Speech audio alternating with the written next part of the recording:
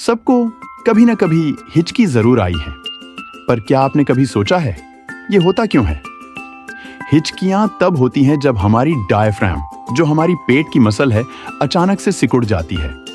यह अचानक सिकुड़न हमारे विंड पाइप को बंद कर देती है और फिर हमारी बॉडी एक हिक साउंड प्रोड्यूस करती है। कुछ कारण हो सकते हैं, जैसे ज्यादा खाना खाना, बहुत जल्दी खाना या फिर तनाव।